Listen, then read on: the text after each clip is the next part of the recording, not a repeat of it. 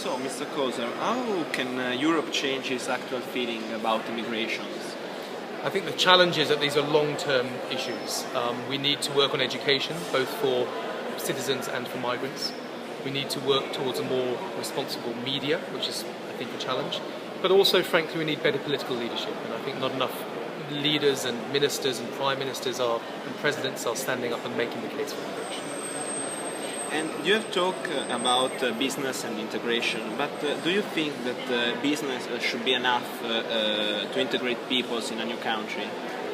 Business can't do it alone, but business has to be part of the discussion. And I think for too long we've tried to make migration policy with governments, we've consulted with civil society, we've spoken to migrants, but we've forgotten the private sector. And I think the private sector is a fundamental part of this story. If you want to get integration right, you've got to speak to the employers, you've got to speak to the people who are working with the migrants. You need them in the debate.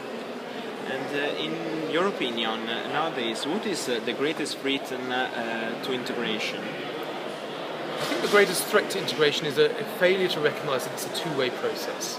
Migrants are blaming citizens for not making an effort, citizens are blaming migrants for not making an effort, and the reality is that both need to make the effort to make this process work. So understanding who is responsible and getting those two groups to talk objectively and sensibly, I think, is important.